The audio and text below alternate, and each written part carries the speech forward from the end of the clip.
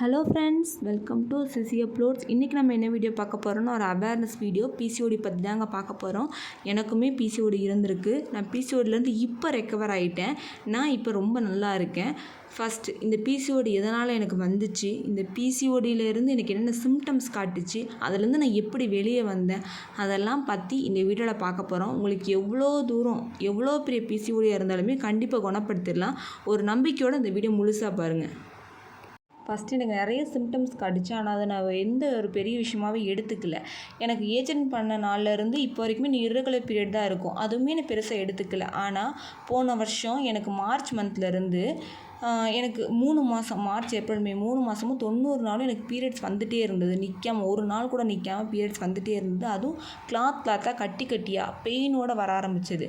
அப்போ நான் ரொம்ப பயந்து டாக்டர்கிட்ட போய் ஸ்கேன் பண்ணி பார்த்தேன். அவங்க ஒரு கைனகாலஜிஸ்ட். அது அவங்க அல்ட்ராசவுண்ட் டெஸ்ட் எடுத்து பார்த்து என்னோடய கர்ப்பப்பையில் 2 ஓவரிலையுமே கருப்பை நீர்க்கட்டி இருக்குது.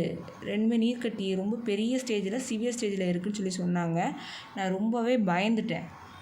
அது மட்டும் இல்லாமல் எனக்கு தைராய்டு டெஸ்ட் எடுத்தாங்க, பிளட் டெஸ்ட் எடுத்தாங்க. ஏன்னா என்ன இன்சுலின் லெவல் எப்படி இருக்குன்னு பார்க்குறதுக்காண்டியும், ஹீமோக்ளோபின் லெவல் பார்க்குறதுக்காண்டியும் பிளட் டெஸ்ட்டும், அதுவும் இல்லாமல் எனக்கு தைராய்டு இருக்கா, ஏன்னா பிசிஓடி இருந்தால் தைராய்டு இருக்க சான்ஸ் இருக்குன்னு சொல்லிட்டு தைராய்டு டெஸ்ட்டுமே எடுத்தாங்க.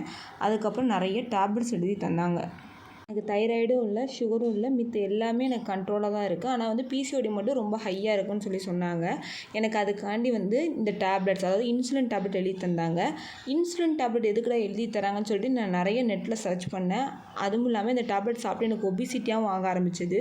அதுக்கப்புறம் தான் எனக்கு எதுக்குடா சுகர் டேப்லெட்ஸில் எழுதி தராங்க, எனக்கு இந்த மாதிரி டேப்லெட்ஸில் எழுதி தராங்க, இது எதனால் வருது முதல்ல, அதெல்லாம் நான் சர்ச் பண்ண ஆரம்பித்தேன். கூகுள், எனக்கு தெரிஞ்சவங்ககிட்ட, யூடியூப்லன்னு மாற்றி பார்த்து அதுக்கப்புறம் எனக்கு இதுக்கான ஒரு சொல்யூஷன் கிடச்சிது. அதை தான் உங்கள்கிட்ட ஷேர் பண்ண இப்போ வந்திருக்கேன்.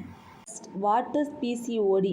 பிசிஓடினா என்ன அப்படின்னா, மாதம் நம்மளுக்கு ஏஜென்ட் பண்ணதுலேருந்து ஓவரியில் ரைட் ஓவரி லெஃப்ட் ஓவரி 2 ஓவரியில் இருக்குது. அதில் ஒரு ஓவரியிலேருந்து ஒரு மாதமும் ஒரு கருமுட்டை வெளியே ரிலீஸ் ஆகும். இதைத்தான் நம்ம பீரியட்ஸ் அப்படின்னு சொல்லி நார்மலாக சொல்லுவோம்.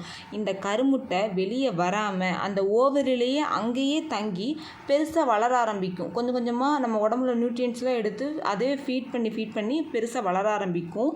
அது வளர்றதுனால நம்மளுக்கு பீரியட்ஸ் அப்படிங்கிறது கண்டிப்பாக நடக்கவே நடக்காது.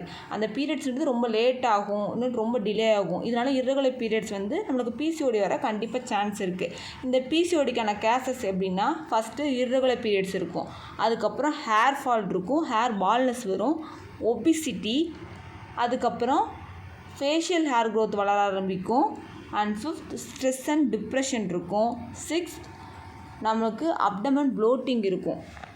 நான் இப்போ சொன்ன எல்லா சிம்டம்ஸும் உங்களுக்கு இருக்குன்னா கண்டிப்பாக போய் டாக்டர்கிட்ட எதுக்கும் ஒரு தடவை காமிச்சிக்கோங்க. ஏன்னா உங்களுக்கும் பிசிஓடியாக கூட இருக்கலாம்.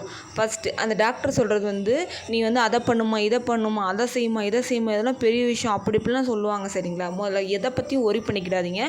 இது 10ல் இப்போ 8 பேருக்கு இந்த ப்ராப்ளம் இருக்குது. சரிங்களா? அதை நம்ம ஸ்டார்டிங் ஸ்டேஜ்னால் ஈஸியாக நம்ம குணப்படுத்திடலாம். கொஞ்சம் முத்தி போச்சு அப்படின்னா அதுக்கும் குணப்படுத்திடலாம் தான், குணப்படுத்த முடியாதுன்னு இல்லை, குணப்படுத்திடலாம். ஆனால் கொஞ்சம் டைம் எடுக்கும். அவ்வளோதான் இது 2க்குள்ள டிஃப்ரெண்ட். சரிங்களா? இப்போது இது எப்படி குணப்படுத்தலாம் அப்படின்னா 3 விஷயத்தை வச்சு குணப்படுத்திடலாம். ஃபஸ்ட்டு ஜங்க் ஃபுட்ஸ் எல்லாம் நம்ம அவாய்ட் பண்ணணும். நமக்கு எதெல்லாம் சாப்பிடக்கூடாதுன்னு ஒரு ரெஸ்ட்ரிக்ஷன்ஸ் இருக்கும். நம்ம பாட்டி எல்லாம் சொல்லுவாங்க, முந்தி இருந்து இதெல்லாம் சாப்பிடாது, ஏன்னா உடம்பு கெட்டது அப்படிம்பாங்கள்ல. அந்த கெட்டது எதை சொல்கிறாங்களோ அதை அக்யூரேட்டாக அப்படியே கேட்டு அதை கட் பண்ணி விட்டுறணும். சரிங்களா? 2வது நல்ல ஃபுட்ஸாக எடுத்துக்கணும். அதாவது நார்க்காயம்பாங்க, அந்த ஃபுட்ஸ் எல்லாம் தேடி நம்ம எடுத்துக்கணும். சரிங்களா? இது ஃபஸ்ட்டு. செகண்ட் திங், எக்ஸசைஸ் பண்ணணும். நம்ம உடம்புக்கு ஒரு குறிப்பிட்ட அளவு எக்ஸசைஸ் தேவை. ஒரு ஆக்டிவிட்டி அங்கிட்டும் நடக்கிறது, ஓடுறது, உருளது, ஏதாவது ஒரு ஆக்டிவிட்டி எப்போவுமே நம்மகிட்ட இருந்துக்கிட்டே இருக்கணும். ஏன்னா நம்ம உடம்புல இன்சுலின் லெவல் ரொம்ப அதிகமாக இருக்கும். நம்ம சாப்பிட்ற சாப்பாடு மெட்டபாலிசம் ரொம்ப கம்மியாக இருக்கும். நம்ம சாப்பிட்ற சாப்பாடு செரிமானம் ஆகிறது ரொம்ப லேட்டாக செரிமானம் ஆகும் பிசிஓடி பேஷண்ட்ஸ்க்கெலாம். சரிங்களா? அதனால் நம்ம எவ்வளோக்கு எவ்வளோ நம்ம கம்மியாக சாப்பிட்டு, கம்மியானா ரொம்ப கம்மியாக கிடையாது, கரெக்டான லெவலில் எடுத்துக்கணும். அதே நேரம் அதுக்கேற்ற மாதிரி அந்த சாப்பிட்ட ஃபுட்டெல்லாம் செரிமானம் ஆகிற அளவுக்கு நம்ம ஆக்டிவிட்டியும் பண்ணணும். சரிங்களா? இதை கரெக்டாக பண்ணிக்கணும். சரிங்களா? 3வது நம்ம யோகா, நம்ம மனசை பீஸ்ஃபுல்லாக வச்சுக்கணும். அதுக்கு யோகா பண்ணலாம். சரிங்களா? இப்போது நான் இதுக்கப்புறம் வர வீடியோவில் நான் என்னென்ன எக்ஸசைஸ் பண்ணேன், என்னென்ன ஃபுட் ஹேபிட்ஸ் எடுத்துக்கிட்டேன், இந்த பிசிஓடிக்காண்டி என்னென்ன ஃபுட்ஸ்லாம் எடுத்துக்கிட்டேன் அப்படிங்கிறத நம்ம அடுத்தடுத்து வர வீடியோவில் கண்டிப்பாக நான் உங்களுக்காண்டி அப்டேட் பண்ணுறேன். நம்ம சேனலை மறக்காமல் சப்ஸ்கிரைப் பண்ணி லைக் பண்ணிக்கோங்க. அப்போ தான் நம்ம போட்ட எல்லா வீடியோவும் உங்களுக்கு நோட்டிஃபிகேஷனில்